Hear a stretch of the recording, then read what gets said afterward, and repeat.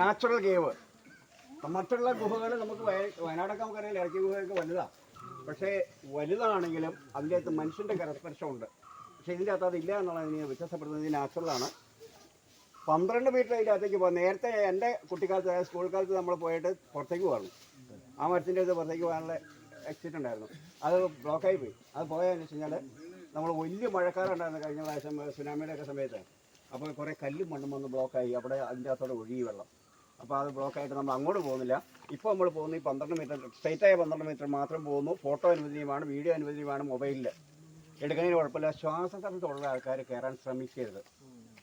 അത് ബുദ്ധിമുട്ടാണ്. കാരണം മറ്റുള്ളവരെയും ബുദ്ധിമുട്ടും നമ്മളും ബുദ്ധിമുട്ടും. അതുകൊണ്ട് സ്വതന്ത്രമായിട്ട് നമുക്ക് കയറാൻ താല്പര്യമുള്ള ആൾക്കാർ കയറുന്ന കുഴപ്പമില്ല. ഇവരെ നിങ്ങളെ സ്റ്റാഫുകൾ അനുവദിക്കുമെങ്കിൽ, ഗൈഡ്സ് അനുവദിക്കുമെങ്കിൽ, ആ സമയത്തിൻ്റെ പ്രശ്നമാണ് ഞാൻ പറഞ്ഞത്. എന്താ സാർ ചെയ്യേണ്ടത്? 5000 ഹെക്ടർ വനപ്രദേശമാണിത്. തമിഴ്നാട് ബോർഡറാണ്. 65,000 × 2.5 ഏക്കർ സ്ഥലം. തമിഴ്നാട് ആതിരപ്പള്ളി വാഴച്ചാൽ എന്ന് പറഞ്ഞ സ്ഥലം വരെ ഇങ്ങനെ കിടക്കുന്ന സ്ഥലമാണ്. അതുകൊണ്ട് തന്നെ കേരളത്തിൽ അധിവസിക്കുന്ന എല്ലാ ജീവജാലങ്ങളും ഇതിനകത്തുണ്ട്. പക്ഷെ നമ്മൾ തെറ്റിദ്ധരിക്കുമ്പോൾ നമ്മുടെ പൂർവ്വീര് പറഞ്ഞ് ഭയപ്പെടുത്തിയിരുന്ന ആനയെ പറ്റിയാണ്.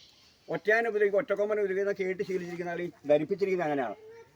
10 ദിവസം കൊണ്ട് ആന വന്ന് വടാട്ടുപാറ ഗ്രാമത്തിൽ താമസിക്കുന്ന എനിക്ക് അനുഭവത്തിൻ്റെ വെളിച്ചത്തിൽ പറയാൻ ആനകൾ പൊതുവെ ഉപദ്രവികളല്ല. എൻ്റെ അനുഭവമായിട്ട് ഞാൻ പറഞ്ഞത് 50 വർഷത്തെ അനുഭവം വെച്ച് പറഞ്ഞെന്നുള്ളൂ. പിന്നെ അതിനകത്ത് ഉപദ്രവിക്കാൻ സാധ്യതയുള്ള ഒരു വിഭാഗം നമ്മൾ ഈ ചേർന്ന് നിൽക്കുന്ന ഞാൻ ഉൾപ്പെടെ വ്യത്യസ്തമായ സ്വഭാവക്കാരാണ്. ആനകളിലും വ്യത്യസ്തമായ സ്വഭാവമുള്ള ഒരു ഇനമുണ്ട്. കൊക്കിപ്പിടി അല്ലെങ്കിൽ മൂഴ അല്ലെങ്കിൽ ട്രാൻസ്ജെൻഡർ ചികണ്ടി, അതാണ് ഉപദ്രവിക്കാൻ സാധ്യതയുള്ളത്. കാരണം മറ്റാനക്കൂട്ടത്തിൽ അതിന് ചേർക്കില്ല. അപ്പോൾ ഈ വിദ്വേഷം ഇതിൻ്റെ ഉള്ളിലുണ്ടാവും, കലിപ്പ്. അപ്പോൾ അത് നമ്മൾ അറിയണ്ടേ. ആ ആനയുണ്ടെന്ന് നമ്മൾ അറിഞ്ഞാലേ മാറിപ്പോകാൻ പറ്റുള്ളൂ. അതിന് വേണ്ടിയിട്ട് പ്രകൃതിയിൽ തന്നെ അവർക്കൊരു ശാപവും നമ്മളെ സംബന്ധിച്ച് അനുഗ്രഹമായിട്ട് തന്നിരിക്കുന്ന ഒരു കാര്യമുണ്ട്. അതായത് ആനകളുടെ സാന്നിധ്യം, നമ്മൾ പൊതുവെ ആനകളുടെ സാന്നിധ്യം ആന ചൂര്, ആനയുടെ സ്മെല്ലിൻ്റെ മണത്തിന് ചൂരെന്ന് പറയും. 1/2 കിലോമീറ്റർ ദൂരെ നിന്ന് കാറ്റ് അനുകൂലമാണെങ്കിൽ എനിക്ക് അറിയാൻ പറ്റും. 1 കിലോമീറ്റർ സിമ്പിളായിട്ട് ട്രൈബൽസ് ആദിവാസികൾക്ക് അറിയാം, അത്ര വിദഗ്ധരവർ. അപ്പോൾ ചെയ്യുന്ന പരിപാടി കൊക്കിപ്പിടി അല്ലെങ്കിൽ മോഴാന്ന് പറഞ്ഞ സാധനങ്ങളിൽ സ്മെല്ലുകൊണ്ട് അറിയാം നമുക്ക്. ഇത് വ്യത്യസ്തമായ സൗണ്ടുകൾ കേൾപ്പിച്ചിട്ടുണ്ട് സദാസമയം. ചിലപ്പോൾ കോഴി പോകുമ്പോൾ, പക്ഷി വരയ്ക്കുമ്പോൾ, നമ്മൾ കൂവി വിളിക്കുമ്പോൾ, വിസിലടിക്കുമ്പോൾ, കുറുവും പോലെ ഇത്യാദി സൗണ്ട് കേട്ടാൽ നമ്മൾ മനസ്സിലാക്കുക അത് മോഴയുണ്ട്, ഇതിനകത്ത് പോകാതിരിക്കുന്നതാണ് അഭികാമ്യം, ഉചിതം. ഇനി കമ്പൽസറി ആയിട്ട് നമ്മൾ പോകണമെന്ന് വയ്ക്കുക. അപ്പോൾ നമുക്ക് നിങ്ങൾ പഠിപ്പിച്ചിട്ടുള്ള സംഭവമാണ് ഞാൻ പറയാൻ പോകുന്നത്. 25 മീറ്റർ മാത്രമാണ് ആനയ്ക്ക് കാഴ്ചശക്തിയുള്ളത്. ശാസ്ത്രം തെളിയിച്ചിരിക്കുന്ന സംഭവമായിട്ട് പറയുന്നത്. പക്ഷേ ശ്രവണശക്തി, ഓർമ്മശക്തി, ഘ്രാണശക്തി മനുഷ്യനേക്കാൾ 10 മടങ്ങാണ് കൊടുത്തിരിക്കുന്നത്.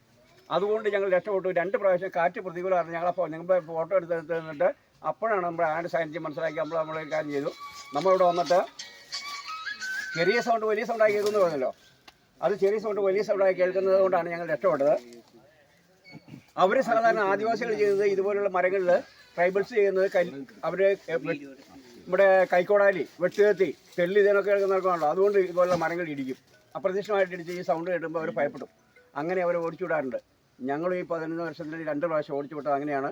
ഞങ്ങളുടെ കയ്യിൽ ആയുധമില്ലായിരുന്നു, ആശയം ഉണ്ടായിരുന്നുള്ളൂ. അവരുടെ ആശയം ഉണ്ടായിരുന്നുള്ളൂ. ഞങ്ങളത് കല്ലുകൊണ്ട് ഇടിച്ചാണ് ഞങ്ങൾ രക്ഷപ്പെട്ടെ.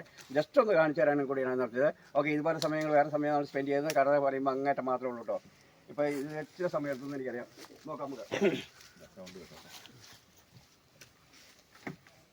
നോക്കുക. ആനയുടെ സാന്നിധ്യം നമ്മൾ ദൂരെ നിന്ന് മനസ്സിലാക്കുന്നു.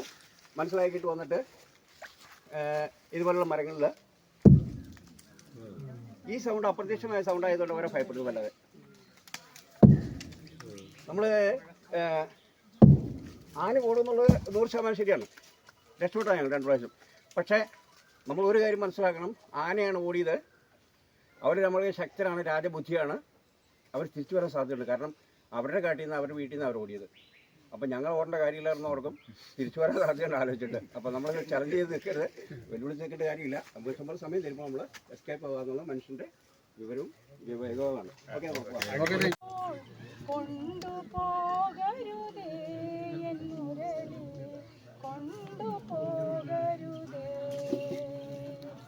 പണ്ടു പാടിയ പാട്ടിലൊരെണ്ണം വീണ്ടും ഓർക്കുമ്പോൾ കൊണ്ടുപോകരുതേ എൻ മുരളി, കൊണ്ടുപോകരുതേ.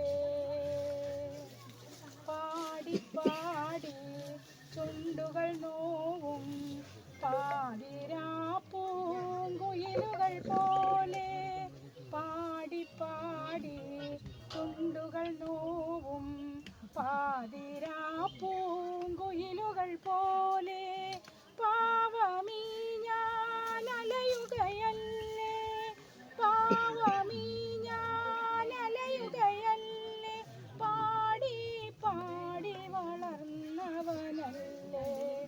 പണ്ടു പാടിയ പാട്ടിലൊരെണ്ണം വീണ്ടും ഓർക്കുമ്പോൾ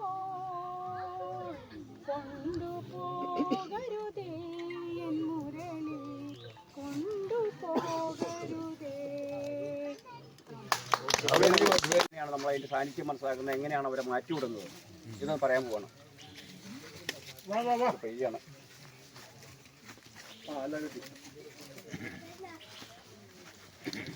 എല്ലാവരും സൈലന്റ് ആയിട്ട് നിൽക്കട്ടോ.